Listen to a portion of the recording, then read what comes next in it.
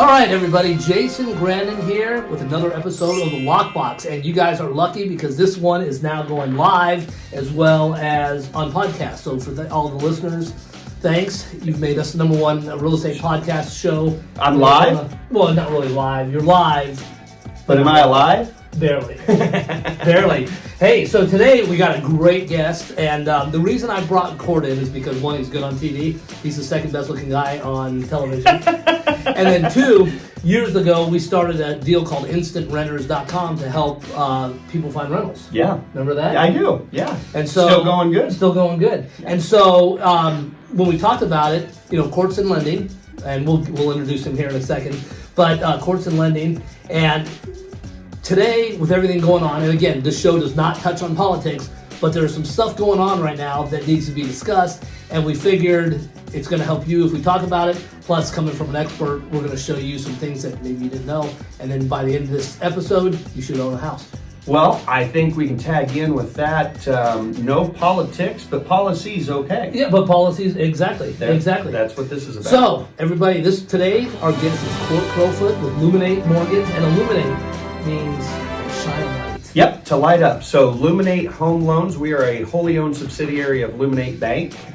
Very proud to be here. We're a very unique structure, and we really believe that we are the disruptors in the vision of what lending and banking is going to look like for the consumer going forward. So we're really excited. Well, ILLUMINATE Bank. For all the people out there that have talked in the past on buying homes and stuff, it's kind of like there's 3 important parts to buying a home. And now the very first important part that goes through the entire transaction is your mortgage lender. Sure. Well, Jason, my background and where I come from. I think that's why we hit it off. And coming out here 20 years ago, it's the Wild West. And it still is. What do I mean by that? Growing up in rural Kansas in a small town, going with mom and dad to look at a piece of property or something, they had already been to the bank by the time they walked through the door. They never went and looked at something they didn't know that they could buy. Think about that for a second. I mean, you've been out here in the Valley doing real estate your whole life. That's very different than how things operate here. Well, the internet's changed a lot of that, which has kind of maybe, in effect, pushed stuff back. Absolutely. Because now you got people that call, hey, I want to buy this house, I want to go look at it. Hey, you got a job? No. Yeah, you may remember 2006 and some of the calamity that came from that. Back to policy, stay out of politics. The policies that were put in place to make sure that never happened again are for all of our benefits, mine included, selfishly. And I think we can look back and say it didn't work real good. Yeah, right. Letting people buy houses 100+% financed with no documentation showing that they could ever pay the institution back or even make a payment to begin with. Well, so one of the big things that's been out there in the media, and the reason I want you to discuss this is they use the word affordability. And I say they, the media. Sure. They come in, they're like, there's no affordable housing. So now I know for a fact, when you grew up, hey, your first house was a 2-bedroom. Mine was a 2-bedroom and a den. We busted our rear ends to be able to buy this. Sure. What is affordable housing? So here's, and people are talking about the market. Okay, well, the market is outside. That statement in and of itself, you are in essence when you say that the market, okay, that is so opaque. Right. And it's large. What's your market? Absolutely. That's what we have to get people talking about. We keep using these broad brushes, right? And so before we jumped on here, I took a minute and just pulled up. What I paid for, 20-some years ago, to age myself a little bit, bought my first home in Fountain Hills.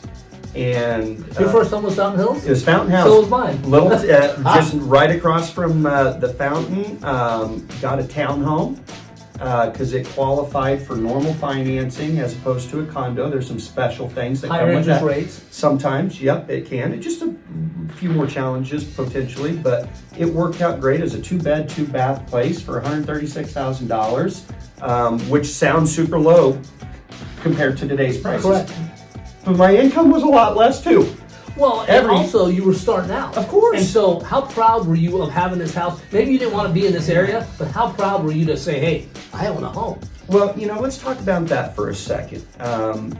Where I wanted to be and where I needed to be were two different things. Okay.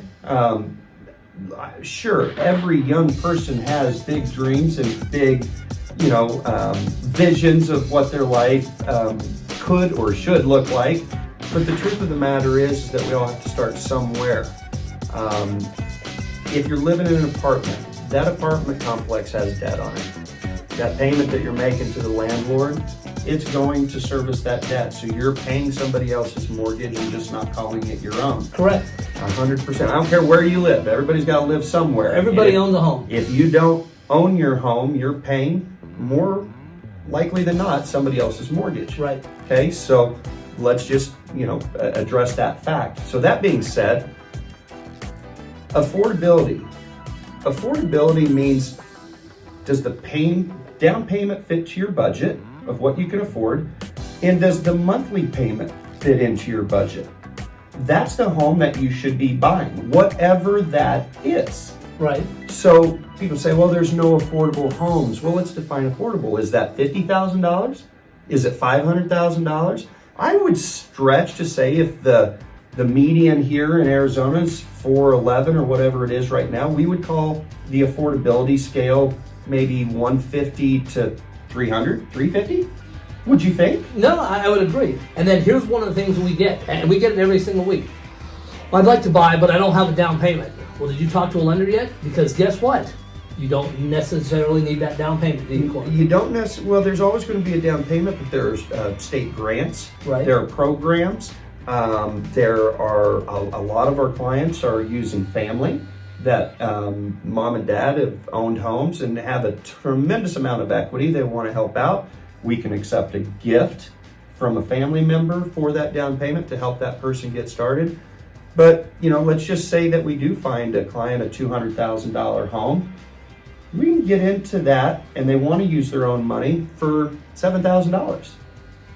That's cheaper than rent, because right now if you rent a place, not apartments, but if you rent a house for $2,000 a month, first month deposit, Sure. 1 month security deposit, cleaning and pet, You're bumping up against it. You're right up against it. So with a little bit of planning and coordination, maybe saving another month worth of that, now you've got your own money for down payment. Right. Look, the truth is that home ownership, in my opinion, it is what makes America what it is. Yeah. We get to own our own little fiefdoms. And I think that it's our jobs to preserve that and help consumers weed through the media noise. Unfortunately, sensationalism sells. It does, and people jump on it. So the fact of the matter is, it doesn't matter what you're doing, you can afford a house. If you're working at Starbucks $15 an hour, you can buy a house. Now, it might not be a big mansion in PV. Of course. But you can buy a house. And that's kind of what I think we need to get back to, is being proud of home ownership. The other thing that Court and I discussed real quick too was community. So I know I've talked to several of you on the phone. I don't want to buy a house in that area because it's a bad area. Well, if you buy a house there and Court gets you in there, you start making the changes. Now somebody else sees it and then they buy, you just change that entire community. Absolutely, and that's how it always starts. But I think when I hear somebody say that because essentially what they're really saying is that I would rather continue to pay somebody else's mortgage and therefore increase somebody else's wealth over the lifetime because I don't want to live in a different area. I'd really like to talk to that individual about just kind of the bigger picture conversation, because what I can tell you for sure is to get where I wanted to be, I had to start somewhere else. Exactly. And so you think today we're seeing a lot of people that just don't want to do those steps? Well, it's not my opinion that I would give. I would just use data.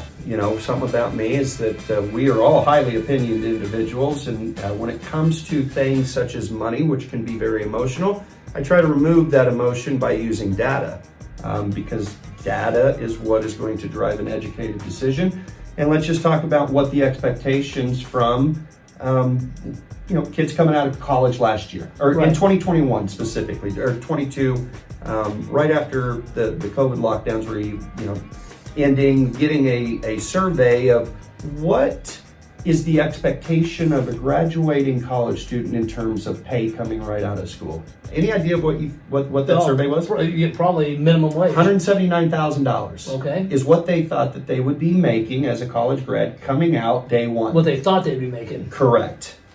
And what did they end up making? Was it less than 60? Well, and again, data. It's data driven. You can go find this information. It's not hard to find. But that just kind of sets up the story, right? The expectations to your question. Do I feel that people are wanting to just leapfrog to Z without going through the alphabet starting at A? 100%.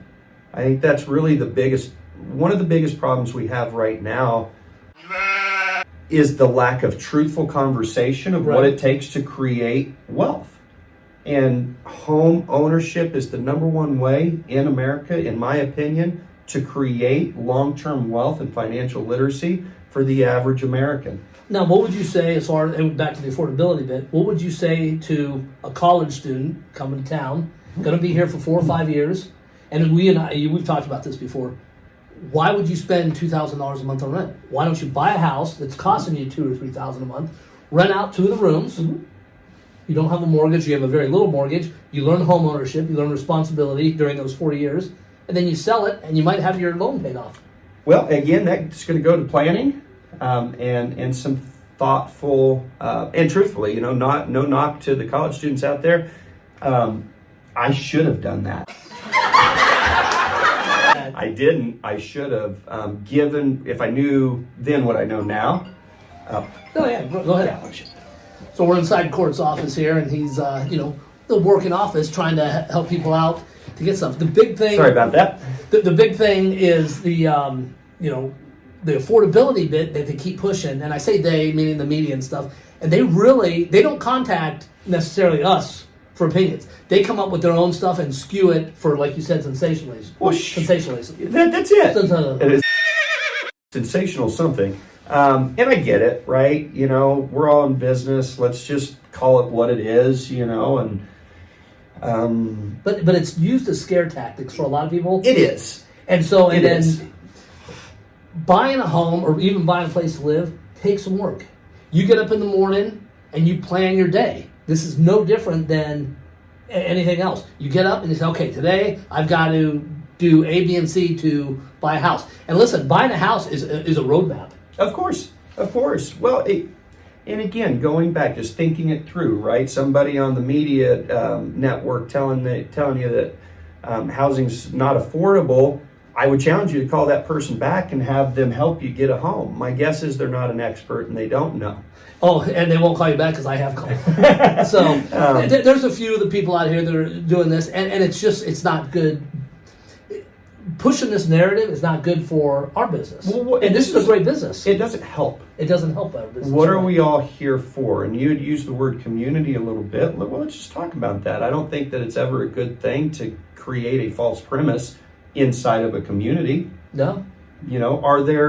Are there things that could be better? Do we have room to increase building rates at different price points? Of course. There are all kinds of different policy things to do to help. But scaring people and being disingenuous in a false narrative, that's not helping our community. But one thing that we talk about policy and stuff, these people don't come up with policy on their own. They come up with policy from you. So as a homeowner, you have a big voice if you own a home. Huge. Right? Sit down at city council and stuff. Sure. So it's up to you to make those policy changes. Listen, a few years back, we had this gal, I know you know who she was. She bought a house kind of on the west side. She's like, Jason, they're just making this area horrible. And I said, well, why do you say that? Well, they're putting a cigarette shop here, and they're putting, another place here and there, just kind of all stuff that you don't necessarily want in your neighborhood. My question was, I said, did you go to the city council meeting and say you don't want that in your neighborhood? Well, no, because I can't stop it. Okay, well, I think you're touching on a very big subject. Not even anything that. I just really want to make the point to anybody watching, we are the people. No, exactly. Which I'll means leave it at that. you have to get involved. Of course. You know, you don't have to call the cops on your neighbors because weeds are growing. Go over. Hey, I'm Jason. Sure, I'm your neighbor. Yeah, weeds are growing. Can I clean them out for you, or get someone? If you know, people need help. Absolutely. And sometimes it's amazing, especially in our busy schedules. How many times have you left the trash can out in your HOA and you're like, oh, I didn't even notice it? All the time. But I do have community with my neighbors, and we try to all help each other out. You know, that's we have to take the initiative to be in community, to be in relationship with each other as a community, as neighbors, pulling down the walls. Do you think, again, I don't want to get off topic too much, but do you think sites like Nextdoor have actually harmed community relations or made it better? I think that, again, anytime that there is a platform that is designed specifically for criticisms or concerns only, You're going to get negative. I mean, it's kind of what would be expected from that, I guess. So, okay, so back to the affordability bit. So I talk to a lot of young people, and they're like, you need to have a job for 2 years. So if you're 16 years old, get a job, work that job for 2 years, and then when you're 18, does that count as a 2-year job? It does, you know, and back to the, you know, not every student's going to have the opportunity to do this. We understand that. You know, it's not always that easy for every student to be able to get home completely, but there are some that can, and for those that do have those resources available to them, starting young and planning, and parents that are listening, maybe you're the ones with those resources that really could change the direction of your child's life, not by giving them something, but by helping them with something in the stewardship and proper. I know at my age now, what I've really learned is planning's critical. And tomorrow's not guaranteed. It's not guaranteed, and if slowing down the thought process to plan, you know, again, hindsight's 20/20, and we're supposed to get wisdom with age. Well, that's one of the wisdoms that I've learned, is that if I could look back to my younger self and say, do this differently, it would be that. It would be slow down the thought process, plan things out a little bit better. Right. And steward a little bit better, because we're all going to most likely live a lot longer than we expect. No, exactly. And the housing market's going to continue to grow. It is. So there's no reason for you to go out there and say, we want values to drop. I think one of the worst things, and I've seen in some of the communities like in California and Chicago, are rent control districts. Mm-hmm. I have no issue with an investor who buys a house. They buy a house to rent it out, and if they can demand higher rent, then take it. That's called the free market. Mm-hmm. So why not jump in and do this? I mean, Well, that's the thing, you know, it's one of the few places in, you know, and again, not getting into the political side of it, but it's just something, you know, I'm very passionate about, regardless of where you stand, what you believe, is that we're unique in our country, that we get to own our own little piece of the pie. that's right. I call it a little fiefdom, you know, coming from Britain, you know, owning your own little fiefdom and actually owning that dirt that you're setting on.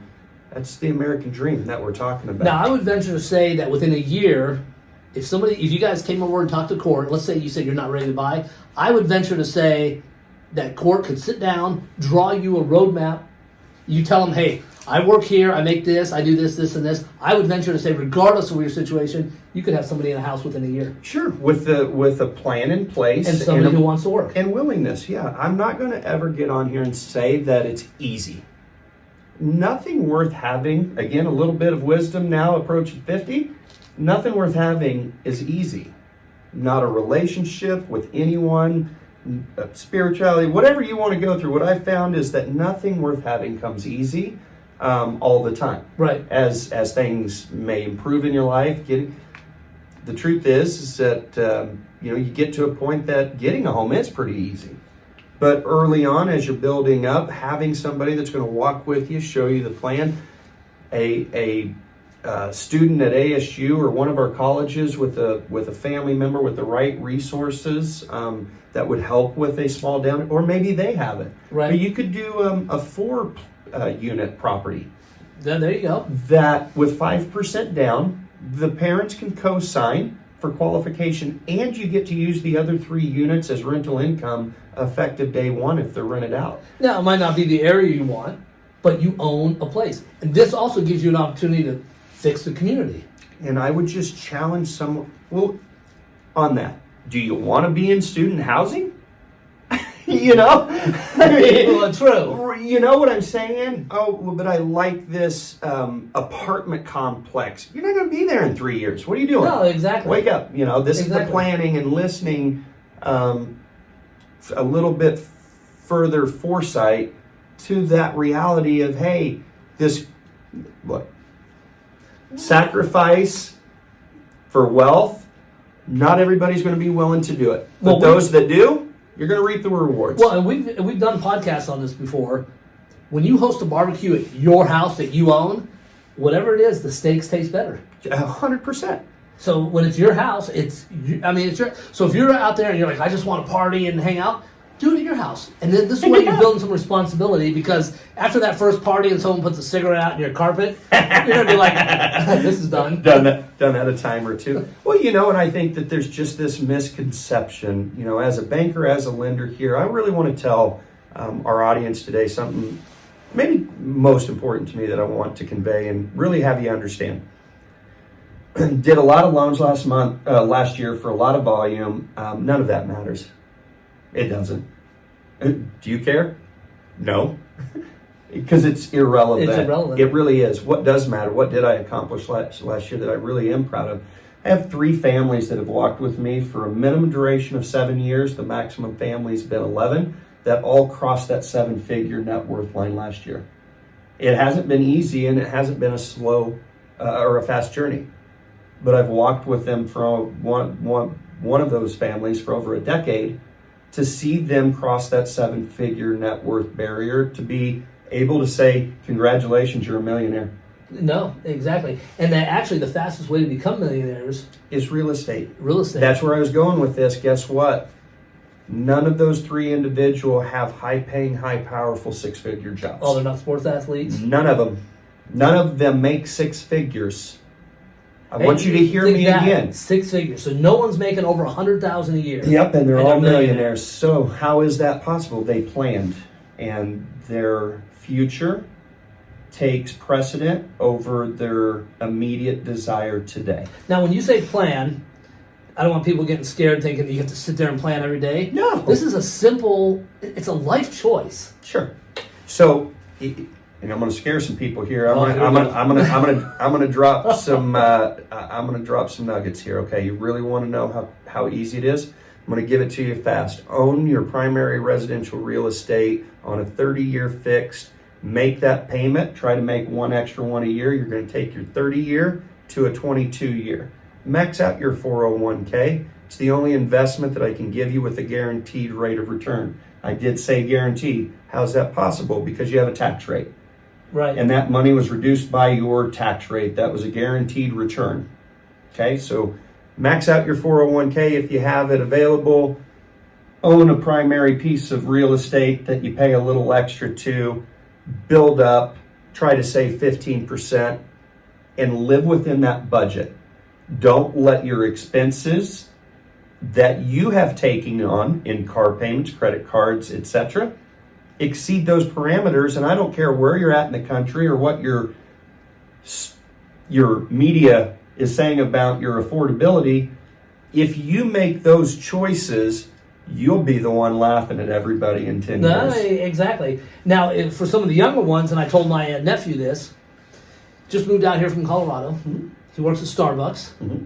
So he's making like $17 an hour or something like that. And he wants to buy a house. He's like, I can't afford it. Well, he can. First of all, he needs to return Court's phone call. Yeah. Right? It starts But there. he can. So he can buy a house. Now, it's not going to be some extravagant place, but you buy a 2-bedroom, you rent out the other room, 2 years. 2 years. Don't sell it. Rent it out then in 2 years, and then buy another house, right? Gain the money, buy another house. Now you can move in with your girlfriend or wife or whatever at the time. Now you own a house that's a rental. You're living in your primary. 2 more years planning. Mm-hmm. You and your wife or fiance, whatever, buy a primary house, rent that house. Now you have 2 rental properties. You own a primary, And you're done. and you're a millionaire. You're done. You're done. But it takes planning. And it takes that desire has to outweigh the desire. We were just going to talk about this. Because we work while they sleep, we learn while they party, we save while they spend, so then we can live only like they dream. I have this on my wall, and I have it as a reminder every day that the choices that I make daily are what's going to translate to the success of my future later. It's not going to be 0.25% on an interest rate that makes or breaks me. No, exactly. It's how many times I choose to make a different decision throughout the day. Now, what do you tell people that come in like, oh, interest rates are so high? First of all, they don't understand it. No. But what do you tell them? Sure. So compared to what is where I like to start. Right. Interest rates are high relative to where they were previously. They are extremely low compared to where they were previously before that. So I like to give a quick breadth of education when I get that question. Interest rates are uncontrollable. Okay, so again, if we're going to focus on uncontrollables, we are putting our future and our success in somebody else's hands. Right. So we deal with what it is today. Okay, the truth of the matter is that we got to 2% and 3% interest rates, not because things were so great. That happens as a jolt to the heartbeat of the economy to keep things moving or to spur economic activity. We don't lower rates because things are just chugging along so great. On the contrary, for the last 2 years, our audience has been seeing in social media or hearing on the news that the opposite's happening. We're actually raising interest rates to slow the economy because things are too good, because of inflation. What's inflation? It's not complicated, friends. It's too many dollars going for goods and services. We have too many dollars chasing the goods. That's it. So the prices go up. To slow that down, they want to make expenses higher, right? So all it is a throttle on and off that the Fed has. They're not magicians. They only have a very small toolbox of things to use, monetary policy being number one. The lever of interest rates is the key component. Truth of the matter is, everybody that's listening here right now, if you really understood it, you don't want interest rates to go down. No, we were talking about the other day. We're still historically low. We are, yeah. That's in all things relative. Like I said, we're high compared to where we were right. at a disaster, but we're low compared. So ideal situation is in that 6 to 7% range. So, and ideally, for just the regular person out there, I want to pay no more than $2,500 a month. Then it could be 100% interest. It doesn't matter. It doesn't matter. You just got to reverse engineer into that budget. Right. You nailed it on the head. Cool. So that's my budget. Right. What does that get me? Right. And then from that, how can I accelerate? You know, we talk about this, Jason, again, on the uncontrollables all the time. And working with us and establishing a plan, one of the main things we're going to do and really help you understand is that the day the loan closes is really the day our job starts. Because helping you pay back and reduce the debt that I put you into is good business for me, and it's financially beneficial for you. So Court, give me an example of what do you mean by that? Well, again, following up and helping have life changes happen 90, 60 days, 120 days, 2 years after the closing has right. occurred. I'm still calling, I'm still talking to you. What's happening? What do we see coming down the line that's going to happen? And most importantly, I'm being the helpful reminder that when I'm reaching out, we're focusing on what the balance of the home is, not what Zillow says it's worth. Oh, yeah, exactly. Because unless you're selling it, it doesn't matter. The only thing that matters is what you can control, and that's what you owe. That's right. What if you're not selling it? What's the matter? Well, and briefly, too. Remember the old days? People would buy a house and they'd live in it forever? Sure. And I'm one of them. I'm going to be in my home I'm not going anywhere. We're going to get them to sell it. Watch. I've moved a lot over the years. But yeah, I mean, it used to be, it gets me. People calling like, Jason, we want to buy a house. Okay, we've got to get with a lender first. Oh, we want to make sure it's a great investment. Buying a house, regardless of where it is a great investment. Sure. Always. Here's where things go with yahoos like me and you, to be quite frank. Leverage it up. Do this, do that. Well, it's really easy spending other people's dreams and money. The truth of the matter is, for 90% of people, that's not the best idea. Having a very safe, structured real estate plan that is predictable and reliable is what most people need. Working with professionals that's not going to sell you on the concept of getting in more debt so we can make more commissions is what you're not going to get with us. Hey, and listen, I don't tell you to settle, but sometimes you just need to step back and maybe make a little bit of a change. Hey, you know what? Maybe you can't get an 85254, but guess what? Right across the street is 85032. It might be a little more affordable. Well, let's be honest with it. If you are younger and you're trying to get equity, not as a baseline for the purpose of buying, but it's always nice to know that there's upside to the purchase you make. Don't count on it, as a part of your decision making. But honestly, I don't know that you just gave a great example. 85254, Scottsdale, the magic zip code, I've heard it the whole time since I moved here, right? Everyone loves it. But here's the funny thing. Who has more upside, 85032 or 85254? Well, you might say 85032.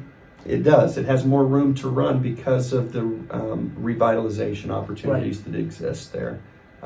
So working with people to look at those type of examples of where opportunity could exist. Again, I'm never going to try to convince or sell somebody on the idea of a future hope of appreciation, because again, that's back to uncontrollables.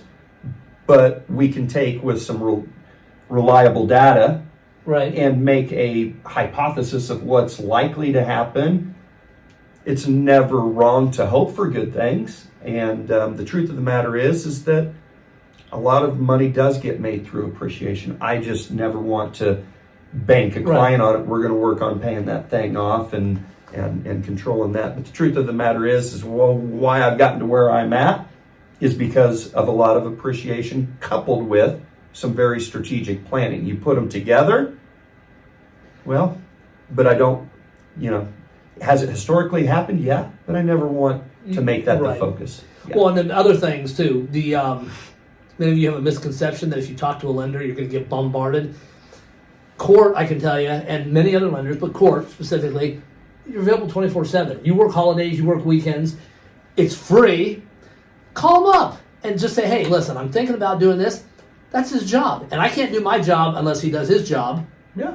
Right? Yeah, of course. It has to be a team thing. And for anyone that's maybe apprehensive or this speaks to your heart a little bit, money is a private and emotional thing. We certainly understand that, respect it.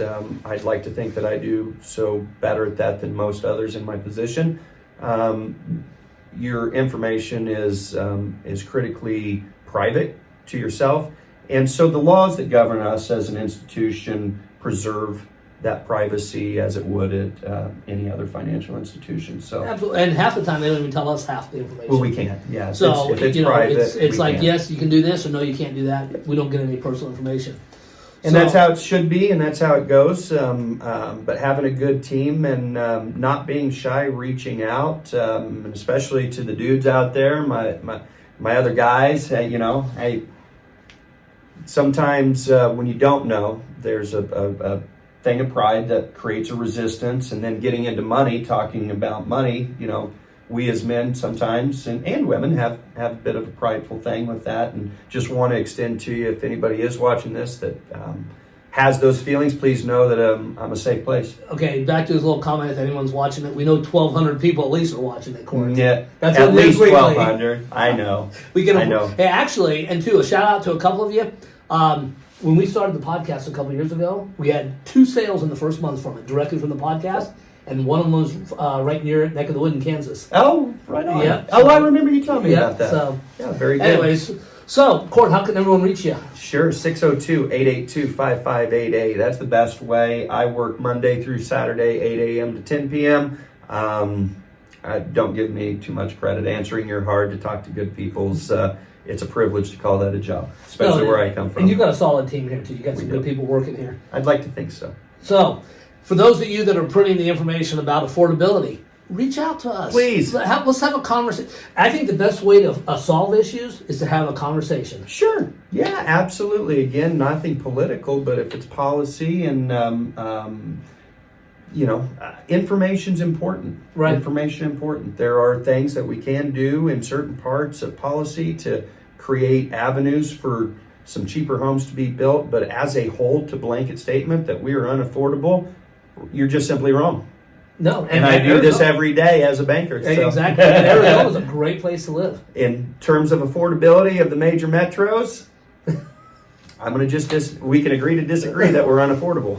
Hey, so for those, this is our first episode that we're actually doing live video with the podcast. So let me know what you guys think. Again, really appreciate you watching it. You have made it the #1 real estate podcast, and I've been doing better about doing it more consistently. I went like 3 weeks without doing it. I get emails. Are you still on? Are you still alive? Well, I've been watching podcasts and listening to them for a while now. So you kind of got to have. It's the thing to have. It is. Hopefully more than anything, some good information lands to somebody that needed it. Well, your today. information will be on the bottom. So yes, reach out to COURT. If you're even considering buying, even if you're waiting a year to buy, call COURT. Let them put a roadmap together. In fact, some of you that are planning that far ahead, sometimes you end up in a better position a year from now than today. Well, and I think too, and we'll lead with this, Jason. I think there's a lot of our audience that have been burnt so many times that it's hard for them to conceive that somebody in the financial space is going to invest time without being compensated or want something from you. Right. There are some of us that just genuinely care. We're all humans, and this is community, and it starts with treating each other as such. So, and you get to work with a couple tens. Anyways, guys, thanks for checking out the LOCKBOX presented by the GRANDON GROUP, Arizona's #1 brother and sister real estate team. We are serving Prescott, Flagstaff, Sedona, Payson, and of course Maricopa County. You're rocking, man. Thank you, and Jason, for having COURT, me. Yeah, thanks. We're all 50 states and U.S. territories, so it'd be an honor to talk to anybody that's catching this. All right. You guys have a good one. We'll see you in the next episode. Bye.